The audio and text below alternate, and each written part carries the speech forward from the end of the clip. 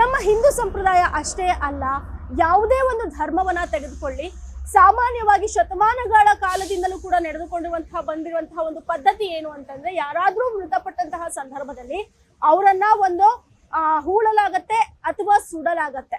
So ಈಗ ಇದರಿಂದ ಅಂದ್ರೆ ಏನು, ದೇಹವನ್ನ ಹೂಳುವಂತಹ ಪದ್ಧತಿ ಅಥವಾ ಸುಡುವಂತಹ ಪದ್ಧತಿಯಿಂದ ಸಾಕಷ್ಟು ಪರಿಸರ ಮಾಲಿನ್ಯ ಆಗ್ತಾ ಇತ್ತು ಅನ್ನುವಂತಹ ಒಂದಷ್ಟು ವಾದಗಳು ಮೊದಲಿನಿಂದಲೂ ಕೇಳಿ ಬರ್ತಿದೆ. ಯಾಕಂದ್ರೆ ಇತ್ತೀಚೆಗೆ ಬಾಡಿಗಳನ್ನ ಸುಡೋದಕ್ಕಿಂತ ಅದನ್ನ ಕರೆಂಟ್ನಲ್ಲಿ ಇಟ್ಟು ಸುಡುವಂತಹ ಒಂದು ಪದ್ಧತಿಯೇ ಹೆಚ್ಚು ಇರುವಂತಹದ್ದು. ಈ ಒಂದು ನಿಟ್ಟಿನಲ್ಲಿ ಪರಿಸರ ಮಾಲಿನ್ಯ ತುಂಬಾ ಜಾಸ್ತಿನೇ ಆಗ್ತಾ ಇರುವಂತಹದ್ದು.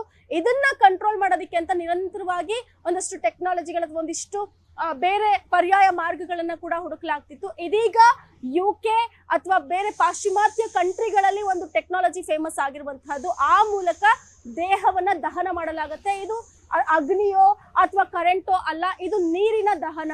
S, exactly. ಹಾಗಾದ್ರೆ ನೀರಲ್ಲಿ ಹೇಗಪ್ಪ ದೇಹವನ್ನ ಕರಗಿಸ್ತಾರೆ, ಅದು ಇದರಿಂದ ಏನು ಪ್ರಯೋಜನ, ಇದನ್ನೆಲ್ಲವನ್ನು ಕೂಡ ನಾನು ನಿಮಗೆ ಡೀಟೇಲ್ ಆಗಿ ಎಕ್ಸ್ಪ್ಲೈನ್ ಮಾಡ್ತಾ ಹೋಗ್ತೀನಿ. ಎಸ್, ಹವಾಮಾನ ಬದಲಾವಣೆ ಬಿಕ್ಕಟ್ಟಿನಿಂದ ಏನು ಇಡೀ ಜಗತ್ತು ನಾನಾ ಸಮಸ್ಯೆಗಳನ್ನ ಅನುಭವಿಸ್ತಾ ಇರುವಂತಹದ್ದು, ಎದುರಿಸ್ತಾ ಇರುವಂತಹದ್ದು ನಾವು ಇತ್ತೀಚಿನ ದಿನಗಳಲ್ಲಿ ಹವಾಮಾನ ವೈಪರೀತ್ಯದಿಂದ ನೋಡ್ತಾನೆ ಇರ್ತೀವಿ. ಸೊ ಇದನ್ನೆಲ್ಲ ಗಮನದಲ್ಲಿ ಇಟ್ಕೊಂಡು ಅಂತ್ಯ ಸಂಸ್ಕಾರದ ಸಂಪ್ರದಾಯ ಕೂಡ ಈಗ ಬದಲಾಗ್ತಾ ಹೋಗ್ತಾ ಇದೆ, ಬದಲಾಗ್ತಿರೋ ಕಾಲಘಟ್ಟದಲ್ಲಿ ಅಂತ ನಾವು ನೋಡಬಹುದು.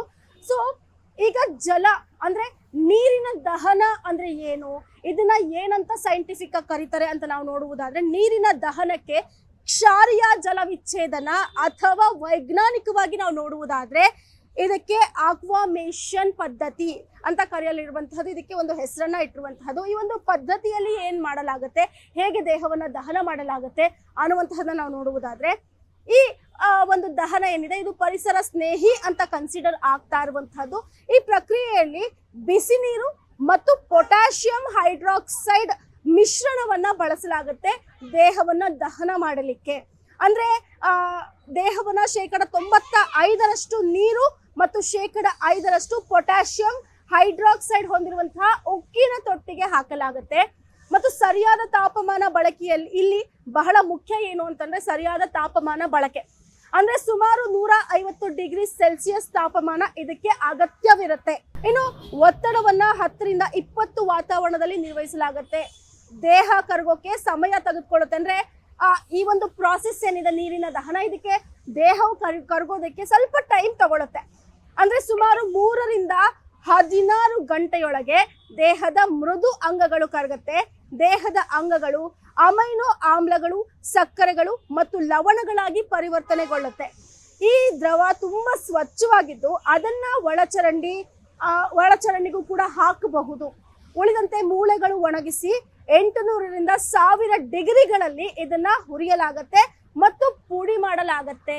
ಇದಾದ ನಂತರದಲ್ಲಿ ಹಾಗಾದ್ರೆ ಏನ್ ಮಾಡ್ತಾರೆ ಅನ್ನುವಂಥದ್ದನ್ನ ನಾವು ನೋಡುವುದಾದ್ರೆ, ಸೊ ಮತ್ತೆ ಇದನ್ನ ಪರಿಸರ ಸ್ನೇಹಿ ಅಂತ ಹೇಗಾಗಾದ್ರೆ ಕರೀತಾರೆ ಅನ್ನುವಂತಹ ಒಂದು ಡೌಟ್ ಕೂಡ ನಿಮ್ಮಲ್ಲಿ ಇರುತ್ತೆ. ಇದನ್ನು ಹೇಳ್ತೀನಿ ಕೂಡ. ಸೊ ಸಾಂಪ್ರದಾಯಿಕವಾಗಿ ದಹನದಲ್ಲಿ ದೇಹಗಳನ್ನ ಸುಟ್ಟು ಬೂದಿ ಮಾಡಲಾಗತ್ತೆ. ಈ ಪ್ರಕ್ರಿಯೆಯಲ್ಲಿ ಇಂಗಾಲದ ಡೈಆಕ್ಸೈಡ್ ಮತ್ತು ವಿಷಕಾರಿ ಅನಿಲಗಳನ್ನ ಗಾಳಿಯಲ್ಲಿ ಬಿಡುಗಡೆ ಮಾಡಲಾಗತ್ತೆ.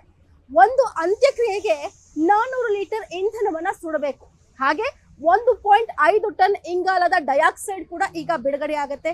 ಇನ್ನು ದೇಹವನ್ನ ನೆಲದಲ್ಲಿ ಏನು ಹೂಳಿದಾಗ ನೀರಿನ ಮಾಲಿನ್ಯದ ಸಾಧ್ಯತೆ ಇರುತ್ತೆ. ಅಂದ್ರೆ ಅಂತರ್ಜಲ ಮಟ್ಟ, ಜೊತೆಗೆ ನೀರಿನ ದಹನಕ್ಕೆ ಯಾವುದೇ ಸ್ಥಳ ಅಥವಾ ಶವಪೆಟ್ಟಿಗೆಯ ಅಗತ್ಯ ಈ ಒಂದು ಅಂದ್ರೆ ಆಕ್ವಾಮೇಷನ್ ಟೆಕ್ನಾಲಜಿಗೆ ಬೇಕಾಗಿಲ್ಲ.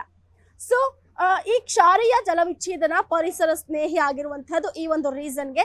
ಇದು ಗಾಳಿಯನ್ನ ಕಲುಷಿತ ಮಾಡೋದಿಲ್ಲ, ನೀರನ್ನ ಮಾಲಿನ್ಯ ಮಾಡೋದಿಲ್ಲ, ವಾಯುನು ಕೂಡ ಮಾಲಿನ್ಯ ಆಗೋದಿಲ್ಲ, ಭೂಮಿಯು ಕೂಡ ಮಲಿನವಾಗೋದಿಲ್ಲ, ನೀರನ್ನ ಕಲುಷಿತಗೊಳಿಸುವುದಿಲ್ಲ. ಆಕ್ವಾಮೇಷನ್ಗೆ ಕೇವಲ 100 ಲೀಟರ್ ನೀರು ಸಾಕು. ಇನ್ನು ಇದಕ್ಕೆ ಕಡಿಮೆ ವಿದ್ಯುತ್ತನ್ನ ಬಳಕೆ ಮಾಡಲಾಗತ್ತೆ. ಇದು 90%ರವರೆಗೂ ಕೂಡ ಇಂಧನವನ್ನ ಉಳಿಸುತ್ತೆ. ಅಂದ್ರೆ ನಾರ್ಮಲ್ ಆಗಿ ರುದ್ರಭೂಮಿಗಳಲ್ಲಿ ಏನು ಕರೆಂಟ್ನಿಂದ ಒಂದು ದೇಹವನ್ನ ಸುಡಲಾಗತ್ತೆ, ಆ ಒಂದು ವಿದ್ಯುತ್ ಕೂಡ ಇಲ್ಲಿ ಉಳಿತಾಯವಾಗತ್ತೆ ಅನ್ನುವಂತಹ ಒಂದು ಮಾಹಿತಿ ಅಥವಾ ಅನ್ನುವಂತಹ ಒಂದು ಪ್ಲಸ್ ಪಾಯಿಂಟ್ ಕೂಡ ಇದರಲ್ಲಿದೆ ಅಂತ ನಾವು ಹೇಳ್ಬೋದು. ವಿದೇಶದಲ್ಲಿ ಈ ಒಂದು ದೇಹವನ್ನ ದಹನ ಮಾಡುವಂತಹ ಅಥವಾ ಜಲ ವಿಚ್ಛೇದನ ಅಥವಾ ಅಕ್ವಾಮೇಷನ್ ಟೆಕ್ನಾಲಜಿ ಏನಿದೆ ಇದು ತುಂಬಾ ಚಾಲ್ತಿಯಲ್ಲಿದೆ. ಜೊತೆಗೆ UKನ 28 ರಾಜ್ಯಗಳಲ್ಲಿ ಇದು ಕಾನೂನು ಬದ್ಧವೂ ಕೂಡ ಆಗಿದೆ. ಮತ್ತೆ ಅಲ್ಲಿನ ಜನರಿಗೆ ಆಪ್ಷನ್ಗಳನ್ನ ಕೊಡಲಾಗುತ್ತೆ. ನೀವು ಮಣ್ಣು ಮಾಡ್ತೀರಾ ಅಥವಾ ಸುಡ್ತೀರಾ ಅಥವಾ ಜಲ ವಿಚ್ಛೇದನ ಮಾಡ್ತೀರಾ ಅಂತ. ಸೊ ಅಲ್ಲಿನ ಜನರು ಈಗ ಪ್ರಚಲಿತದಲ್ಲಿರುವಂತಹ ಒಂದು ನೀರಿನ ಅಥವಾ ಅಕ್ವಾಮೇಷನ್ ಟೆಕ್ನಾಲಜಿಗೆ ಜಾಸ್ತಿ ಒಲವನ್ನ ತೋರ್ತಾ ಇದ್ದಾರೆ ಅನ್ನುವಂತಹ ಒಂದು ಸಂಗತಿ ಈಗ ಬೆಳಕಿಗೆ ಬರ್ತಿರುವಂತಹದ್ದು. ಸೊ ಮುಂದಿನ ದಿನಗಳಲ್ಲಿ ಇದು ಬೇರೆಯ ಒಂದು ದೇಶಗಳಿಗೂ ಕೂಡ ವ್ಯಾಪಿಸುವಂತಹ ಸಾಧ್ಯತೆ ಇರುತ್ತೆ. ಒಂದು ಟೆಕ್ನಾಲಜಿಯನ್ನ ಬೇರೆಯವರು ಕೂಡ ಅಡಾಪ್ಟ್ ಮಾಡ್ಕೊಳ್ಳುವಂತಹ ಚಾನ್ಸಸ್ ಕೂಡ ದಟ್ಟವಾಗಿರುವಂತಹದ್ದು. ಮತ್ತೆ ಈಗ ಪ್ರೆಸೆಂಟ್ ನಾವು ನೋಡುವಂತಹದ್ದಾದ್ರೆ ಕೆನಡಾ, ಆಸ್ಟ್ರೇಲಿಯಾ ಮತ್ತು UK ಯಲ್ಲಿ ಇದು ಹೆಚ್ಚು ಪ್ರಚಲಿತದಲ್ಲಿ ಇರುವಂತಹದ್ದು. ಸೊ ನಿಮಗೆ ಏನ್ ಅನ್ಸುತ್ತೆ, ಮುಂದಿನ ದಿನಗಳಲ್ಲಿ ಈ ಟೆಕ್ನಾಲಜಿ ನಮ್ಮ ಭಾರತಕ್ಕೂ ಬರುವಂತಹ ಚಾನ್ಸಸ್ ಇರುತ್ತಾ? ಬಂದ್ರೆ ಹೇಗಿರುತ್ತೆ, ಇದು ಬರಬೇಕಾ, ಹೇಗೆ? ನೀವು ಕಮೆಂಟ್ ಮೂಲಕ ನಮಗೆ ತಿಳಿಸ್ಬೋದು. ಗ್ಯಾರಂಟಿ ನ್ಯೂಸ್, ಸುದ್ದಿ ಖಚಿತ, ನ್ಯಾಯ ನಿಶ್ಚಿತ.